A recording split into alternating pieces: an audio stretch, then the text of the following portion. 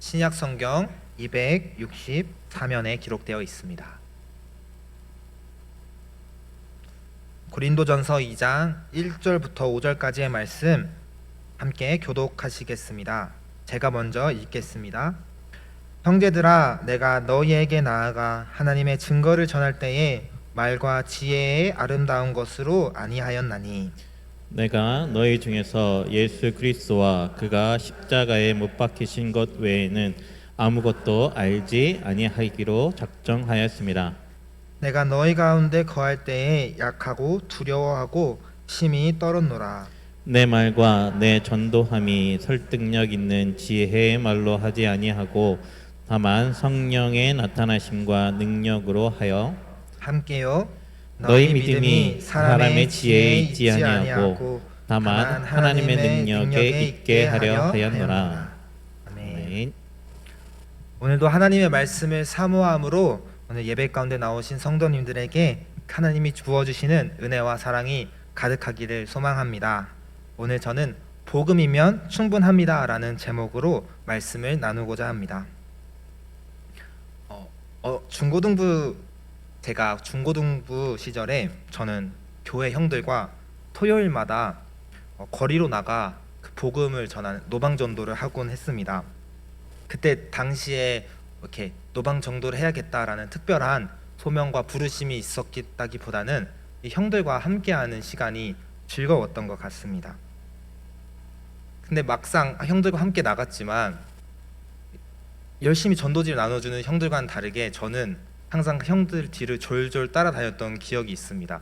그래서 이렇게 형들이 전도지를 드릴 때 이렇게 뒤에서 안녕하세요 안녕하세요 이렇게 거드는 역할을 했었던 기억이 있는데, 어느 날 제가 그렇게 열심히 하는 형들의 모습을 보고 도전을 받았습니다. 그래서 내가 용기를 내야겠다. 그렇게 생각하게 되는 순간이 있더라고요. 그래서 이렇게 전도지를 꺼내서 한번 전해드려야겠다라고 마음을 먹는 순간 딱 제 앞에 한 분이 딱 서 계신 거예요. 그래서 이거는 하나님께서 보내주신 분이다 해가지고 이제 바로 전도지를 가지고 나갔습니다. 근데 저는 이렇게 가면서 여러 가지 상황을 상상을 했습니다. 왜냐하면 형들이 전도지를 나눠주는 모습을 보면서 사람들의 반응을 보지 않았습니까? 그래서 크게 두 가지더라고요. 이제 받고 가시거나 아니면 안 받고 가시거나. 제 머릿속에는 딱 그 두 가지 상황 중 하나겠다. 안 받고 가시더라도 상처받지 말고 해야겠다라고 생각을 했습니다. 그래서 제가 이제 용기를 내서 딱 전도지 드렸는데 제가 지금까지 보지 못했던 반응이더라고요. 뭐였냐면 거절을 하셨는데 말씀을 하셨습니다. 어떻게 말씀하셨냐면, 그분이 어떻게 말했냐면, 하나님이 계시다면 제 삶이 이렇게 힘들어지지는 않았겠죠 라고 매몰차게 거절을 하시는 거였습니다. 이게 저는 굉장히 당황스러웠습니다. 일단은 제가 생각한 상황이 아니었을 뿐더러 이렇게 매몰차게 이렇게 말로써 거절을 하실 줄 알고는 상상을 못했기 때문이죠. 그리고 그 일을 겪고 나서 별의별 생각이 다 들었던 것 같습니다. 보통 이런 생각이 들었던 거죠. 내가 말을 그때 조금 더 조리 있게 잘 했었어야 했나? 아니면 그때 조금 더 밝게 이렇게 웃으면서 다가가지고 인사를 했어야 됐나? 이렇게 고민이 되었습니다. 성도님들 역시 저와 같은 상황은 아니셨겠지만 이렇게 전도지로 나가서 복음 전화 보다 보시면 비슷한 고민을 하시게 될 것 같습니다. 이렇게 받으시는 분들도 계시지만 거절하는 분들도 계시지 않습니까? 그럴 때마다 내가 전하는 방식이 뭔가 잘못됐나? 이게 어떻게 된 일이지? 좀 바꿔볼까? 라는 생각을 하게 되는 거죠. 오늘 우리가 함께 살펴본 이 본문에서 사도 바울 역시 비슷한 고민을 했던 것 같습니다. 왜냐하면 이 당시 사도 바울이 사역하고 있었던 이 고린도 교회는 굉장히 학문적인 지식을 최고로 여겨주는 교회였다라고 합니다. 그래서 복음을 전할 때 그냥 이렇게 평범한 말로 평범한 지식으로 말을 전하는 거는 이렇게 별로 좋아하지 않고 이렇게 화려한 이렇게 말솜씨와 이렇게 뛰어난 지식을 이렇게 유창한 말로써 복음을 전해야만 반응이 해줬던 교회였던 것이죠. 그래서 사도 바울 역시 고민을 했던 것 같습니다. 내가 이 사람들에게 맞춰서 복음을 전해야 하나? 이렇게 뛰어난 지식이랑 이렇게 말솜씨를 가지고 복음을 전해야 하나? 고민이 들었던 것이죠. 그런데 오늘 본문 1절에서 사도 바울은 이렇게 고민을 합니다. 고백합니다. 제가 읽도록 하겠습니다. 형제들아, 내가 너희에게 나아가 하나님의 증거를 전할 때에 말과 지혜에 아름다운 것으로 아니하였나니라고 고백하고 있습니다. 1절에서 사도 바울은 내가 너희에게 나아갈 때 말에 아름다운 것으로 하지 않았다라고 고백하고 있습니다. 쉽게 말하자면 사도 바울은 지금 내가 복음이면 충분하다라고 고백을 하고 있는 것입니다. 다른 어떠한 뛰어난 말솜씨와 지식으로 복음을 전할 필요 없이 그저 복음은 그 자체로 능력이 있고 뛰어난 것이다라고 말을 하고 있는 것이죠. 하지만 이런 좋은 뜻과는 별개로 그가 복음을 전하는 방식은 이 고린도 교회 사람들에게 굉장히 부정적인 반응을 가지고 왔습니다. 고린도전서 1장 23절은 이렇게 기록되어 있습니다. 우리는 십자가에 못 박힌 그리스도를 전하니 유대인에게는 거리끼는 것이요 이방인에게는 미련한 것이로되. 사도 바울이 복음을 전할 때 이 유대인들과 이방인들이 반응하는 이 반응이 굉장히 달랐는데, 먼저 유대인들은 이 복음을 거리끼는 것으로 받아들였다라고 합니다. 여기서 거리끼는 것이란 직역하면 넘어지게 하는 돌이라는 뜻입니다. 왜 복음이 유대인들에게 넘어뜨리기는 돌이었습니까? 왜냐하면 이 사도 바울이 고백하는 이 메시아가 바로 이 유대인들이 십자가에 못 박은 이 예수님이었기 때문입니다. 이 사도 바울이 그들에게 예수님이 우리의 메시아다라고 고백하는 것은 그들을 향한 이 질책과 이 비난으로 받아들여졌던 것이죠. 그리고 이방인들에게 사도 바울이 전하는 복음은 이 미련한 것이었습니다. 왜냐하면 이 사도 바울이 믿으라고 하는 존재가 바로 십자가에서 비참하게 죽은 예수님이었기 때문입니다. 이 강한 사람이 곧 정의다라고 생각하는 이 이방인들에게 있어서 이 십자가에서 비참하게 죽으신 이 예수님의 모습은 이 사람들이 진정한 신이라고 받아들이기에는 이해할 수 없는 미련한 것이었기 때문이죠. 그런 그들에게 사도 바울은 1절에서 고백처럼 어떠한 미사오구 없이 바로 예수님께서 우리의 구원자이십니다 라는 복음을 담대하게 전했습니다. 그렇다면 사도 바울은 도대체 복음을 어떻게 생각했길래, 복음을 무엇으로 생각했길래 이렇게 담대하게 고백을 할 수 있었던 것일까요? 그 이유를 오늘 본문을 통해서 3가지 정도를 함께 살펴보고자 합니다. 사도 바울이 이 복음이면 충분하다라고 생각했던 첫 번째 이유는 바로 복음은 십자가로 충분하기 때문입니다. 본문 2절은 이렇게 기록되어 있습니다. 내가 너희 중에서 예수 그리스도와 그가 십자가에 못 박히신 것 외에는 아무것도 알지 아니하기로 작정하였습니다. 2절에서 사도 바울은 내가 그리스도 외에는 아무것도 알지 아니하기로 작정했다라고 고백합니다. 여기서 이 작정했다라는 표현은 직역하면 내가 의도적으로 결단했다라는 의미를 가지고 있습니다. 사도 바울은 복음을 전할 때 내가 말과 지혜의 아름다운 것으로 하지 않기로 의도적으로 결정했다라는 것입니다. 왜냐하면 그에게 있어서 이 고린도 교회가 추구하는 이 뛰어난 지식과 현란한 말솜씨는 그에게 아무런 가치가 없는 것이었기 때문입니다. 빌립보서 3장 8절은 보면 이렇게 기록되어 있습니다. 또한 모든 것을 해로 여김은 내 주 그리스도 예수를 아는 지식이 가장 고상하기 때문이라. 내가 그를 위하여 모든 것을 잃어버리고 배설물로 여김은 그리스도를 얻고. 그에게 있어서 이 학문적인 지식이나 뛰어난 말솜씨는 그저 이 배설물에 지나지 않았습니다. 이 남들이 다 중요하다고 생각하는 요소들을 그는 별로 중요하다고 생각하지 않았습니다. 왜냐하면 그는 다른 사람들은 알지 못하는 더 가치 있는 것을 알았기 때문입니다. 바로 예수님의 십자가, 이 하나님의 아들이신 예수님께서 우리를 위하여 십자가에 달려 돌아가셨다라는 그 사랑의 메시지 외에는 아무런 가치가 없는 것이라고 생각했기 때문이죠. 그렇기 때문에 오히려 그는 복음을 이렇게 학문적으로 설명하고 이 논리적인 말로 포장하는 그러한 방법이 예수님의 위대하심과 그분의 사랑의 의미를 이렇게 약화시킨다고 생각했습니다.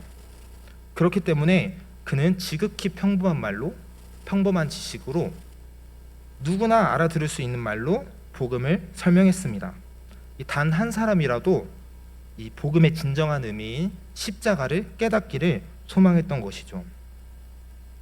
요즘 시대에 맞추어 이 교회가 변화해야 한다라는 이야기가 많아지고 있습니다. 이 교회가 문턱을 낮추고 사람들이 선호하는 방식에 맞추어 복음을 전할 필요가 있다라는 것이죠. 저 역시 이 말에 동의를 합니다. 단 한 사람이라도 우리가 전하는 복음을 듣고 예수님을 믿을 수 있다면 우리는 얼마든지 변화해야 하고 그들의 의견을 수용해야 하죠. 하지만 우리가 복음을 전하는 방식을 고려하기 이전에 가장 먼저 고민을 해보아야 하는 부분이 있다고 오늘 본문은 우리에게 말씀하고 있습니다. 그것은 무엇입니까? 바로 우리가 이 복음의 가치가 얼마나 큰지, 그 십자가의 사랑이 얼마나 위대한 것인지 제대로 깨닫고 있냐라는 것이죠. 오늘 본문이 우리에게 말씀해 주는 것은 복음을 전할 때 우리가 가장 먼저 추구해야 하는 것은 시대에 맞추어 발빠르게 움직이는 기민함이 아니라 그 어떠한 상황 속에서도 복음의 본질인 복음과 십자가를 사랑할 수 있는 진실성을 말하고 있는 것입니다. 그리고 이것이 사도 바울이 복음이면 충분하다고 고백했던 첫 번째 이유인 것입니다. 오늘 사도 바울이 복음이면 충분합니다라고 고백하고 있는 두 번째 이유는 복음이 우리의 삶의 원동력이기 때문입니다. 3절에서 그는 이렇게 고백하고 있습니다. 내가 너희 가운데 거할 때에 약하고 두려워하고 심히 떨었노라. 이 3절에서 사도 바울은 내가 약하고 두려워하고 심히 떨었다라고 고백하고 있습니다. 앞선 구절인 1절과 2절에서 사람들의 부정적인 반응에도 불구하고 담대하게 복음을 전했던 그의 모습과는 전혀 다른 모습이 3절에서 등장하고 있는 것이죠. 여기서 내가 약하고라는 표현은 그의 건강 상태가 좋지 않았음을 말해줍니다. 또 내가 두려워하고 심히 떨었다라고 말하고 있는데 이것은 그가 심리적으로 상당히 위축된 상태였다라는 것을 말해줍니다. 정리하자면 그는 자신이 고린도에 있었을 때 몸과 마음이 모두 지친 상태였다라는 것을 3절에서 고백하고 있습니다. 왜냐하면 그는 고린도에 오기 전까지 이 2차 전도 여행을 감당해 나가면서 수많은 어려움과 고난을 겪었기 때문입니다. 빌립보에서는 이 귀신 들린 여종을 치료했다라는 이유로 매를 맞고 감옥에 갇히기도 했고요. 데살로니가와 이 베레아에서 복음을 전할 때는 그곳에 있는 이 유대인들에게 방해를 받았습니다. 그리고 이 아테네에서는 복음을 전할 때 그리스 철학자들과 뜨거운 이 토론을 벌였다라고 말해줍니다. 이 사도 바울이 가는 곳마다 그가 감당했던 사역들은 이 엄청난 에너지를 소모해야 하는 일이었습니다. 그에 반해 그가 쏟은 노력과 정성에 반해 얻을 수 있는 이 사역의 결과와 열매들은 극히 적은 그런 사역들이었죠. 이 계속되는 고난과 실패 속에서 그의 몸과 마음은 점점 지쳐갔던 것 같습니다. 그리고 이러한 상황 속에서 그는 이 고린도에 도착하게 된 것이죠. 그리고 그 고린도에서 사도 바울은 2차 전도 여행에서 첫 번째 열매를 경험하게 됩니다. 이 유대인 회당장인 그리스도가 그에게 세례를 받은 것이죠. 이 유대인 사회에서 영향력이 있었던 인물이었는데 그가 세례를 받자 몇 사람이 더 세례를 받았다라고 합니다. 마땅히 이 기뻐하고 행복을 느껴야 하는 순간이었지만 사도 바울은 그 순간조차 마음 놓고 기뻐하지 못했습니다. 이 당장의 기쁨과 행복보다는 앞으로 내가 고린도에서 감당해야 할 이 사역의 부담감을 느끼고 걱정하고 두려워했던 것이죠. 그렇기 때문에 3절의 고백처럼 그는 고린도에 있을 때 매우 약하고 두려워하고 심히 떨었습니다. 사역의 첫 열매에도 불구하고 두려워하고 떨고 있는 그에게 하나님께서 직접 찾아오십니다. 이 사도행전 18장 9절부터 10절은 이렇게 기록되어 있습니다. 밤에 주께서 환상 가운데 바울에게 말씀하시되 두려워하지 말며 침묵하지 말고 말하라.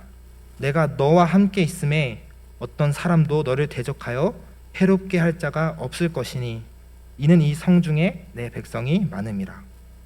이 지쳐 쓰러진 그에게 하나님께서 내가 너와 함께 있다. 너는 두려워하지 말고 겁내지 말라고 위로하십니다. 그리고 일어나서 계속해서 복음을 전해라. 내가 너와 함께 있으니 그 어떤 누구도 너를 해롭게 할 수 없을 것이다 라고 용기를 주십니다.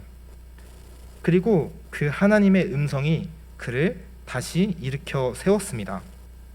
다른 어떤 것으로도, 심지어는 그 사역의 열매로서도 위로를 받지 못했던 사도 바울을 일으켜 세웠던 것은 다른 것이 아니라 바로 자신을 직접 찾아오신 하나님이었습니다. 사랑하는 성도 여러분, 우리도 복음을 전하다 보면 분명 지치고 힘든 순간들이 찾아옵니다. 이 사도 바울처럼 몸과 마음이 지쳐서 그 어떤 무엇도 우리를 회복시키고 위로할 수 없는 순간들이 찾아옵니다. 그런데 그 순간 우리를 일으키는 힘이 무엇입니까? 바로 복음입니다. 지금까지 우리가 전했던 그 복음이 도리어 우리를 회복시키고 우리를 다시 살게 합니다. 왜냐하면 복음이 우리의 삶의 원동력이기 때문입니다. 그리고 이 복음이 우리의 삶의 원동력이다라고 라는 사실을 경험한 우리는 복음이면 충분합니다라고 고백할 수밖에 없게 되는 것이죠. 우리가 전하는 그 복음이 바로 우리를 살게 하는 능력이기 때문입니다. 그리고 이것이 사도 바울이 복음이면 충분하다라고 고백했던 두 번째 이유입니다. 사도 바울이 복음이면 충분하다라고 고백했던 세 번째 이유는 복음은 그 자체로 힘이 있고 능력이 있기 때문입니다. 본문 4절과 5절은 이렇게 기록되어 있습니다. 내 말과 내 전도함이 설득력 있는 지혜의 말로 하지 아니하고 다만 성령의 나타나심과 능력으로 하여 너희 믿음이 사람의 지혜에 있지 아니하고 다만 하나님의 능력에 있게 하려 하였노라. 본문 4절과 5절에서 사도 바울이 반복적으로 고백하는 내용이 무엇입니까? 내 말과 내 전도함이 설득력 있는 지혜의 말이 아니라 바로 성령의 나타나심과 능력에 있다라는 것입니다. 사도 바울은 복음은 사람의 말솜씨와 사람의 지혜로 전해진다고 생각하지 않았습니다. 왜냐하면 한 영혼이 복음을 받아들이고 믿게 되는 것은 오직 성령님의 나타나심과 도우심으로 가능한 것이기 때문입니다. 그래서 사도 바울은 복음을 전할 때 자신의 지식과 말솜씨를 의지하는 것이 아니라 오직 성령님의 도우심을 의지했습니다. 그에게 있어서 복음을 전하는 사람이란 매 순간 성령님의 도우심을 구하는 사람이었던 것이죠. 그렇기 때문에 그가 전하는 복음에는 이 뛰어난 지식과 말솜씨는 찾아볼 수가 없었습니다.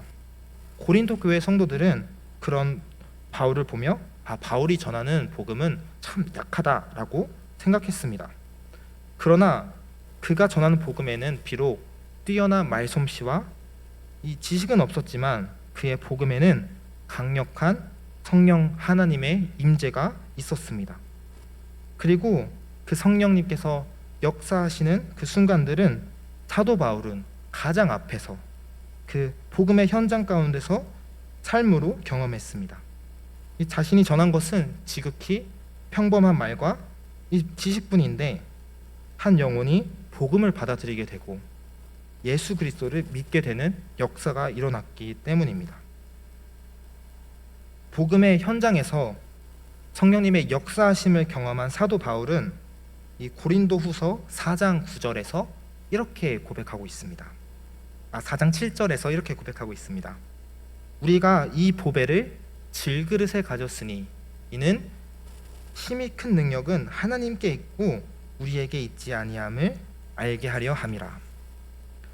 사도 바울은 복음을 전하는 사람의 모습을 이렇게 표현하고 있는 것이죠. 보배를 담은 질그릇이다. 저는 이 말이 정말 큰 위로가 되는 것 같습니다. 우리의 모습이 비록 질그릇처럼 깨지기 쉽고 연약할지라도 우리 안에 복음이 담겨져 있다면 우리를 통해 복음은 흘러간다라는 것이죠. 그렇기 때문에 겉모습을 화려하게 꾸미지 않아도 괜찮습니다. 우리가 겉을 화려하게 꾸민다고 해서 우리가 금그릇, 은그릇이 되는 것이 아닙니다. 그저 우리가 집중해야 하는 것은 우리 안에 보배를 담아내는 것, 우리가 먼저 복음을 누리고 진정으로 사랑하는 것이기 때문입니다. 우리가 복음을 진정으로 사랑할 때 우리 안에 있는 복음이 일하기 시작합니다. 복음은 그 자체로 힘이 있고 능력이 있는 것입니다. 그렇기 때문에 사도 바울이 복음이면 충분하다라고 고백했던 것입니다. 오늘 우리는 함께 본문을 살펴보며 사도 바울이 복음이면 충분하다라고 고백했던 세 가지 이유를 함께 살펴보았습니다. 그가 복음이면 충분하다고 고백한 첫 번째 이유는 바로 복음은 십자가로 충분하기 때문입니다. 우리가 어떠한 의미를 더 부여하지 않아도 복음은 십자가로 충분한 의미를 가지고 있습니다. 우리가 고민해야 하는 것은 이 복음의 내용을 어떻게 추가할까가 아니라 우리가 어떻게 세상 속에서 이 십자가의 의미를 제대로 보여줄 수 있을까에 있습니다. 복음이면 충분한 두 번째 이유는 복음이 우리의 삶의 원동력이기 때문입니다. 복음을 전하는 삶을 살아가다 보면 지치고 힘든 순간이 찾아오기 마련입니다. 그때 우리가 회복할 수 있는 유일한 방법은 내가 먼저 복음을 누리는 것입니다. 내 힘과 내 능력으로 지금껏 복음을 전한다라고 생각했는데 오히려 그 복음이 지친 나를 일으키고 세워주는 경험을 하게 되는 것이죠. 우리가 복음이면 충분한 이 세 번째 이유는 바로 복음은 그 자체로 힘과 능력이 있기 때문입니다. 복음은 우리의 힘과 능력이 아니라 성령 하나님의 능력으로 전해지고 받아들여지는 것입니다. 우리는 그저 이 보배를 담은 질그릇이라는 사실을 기억하며 우리의 안에 복음이 진정으로 담아지기를 소망해야 하는 것이죠. 복음이면 충분하다라고 고백하는 사도 바울의 모습을 보면 저는 복음을 증거하는 삶에 이 참된 의미와 기쁨을 발견하게 되는 것 같습니다. 바로 복음을 진정으로 누리는 사람만이 복음을 증거하는 삶을 살 수 있다는 것이죠.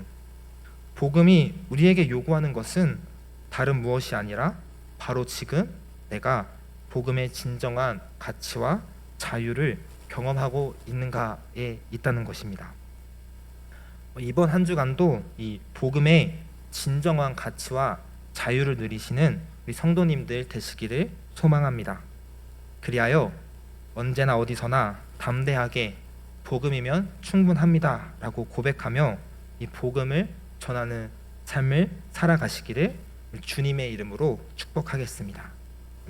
함께 찬송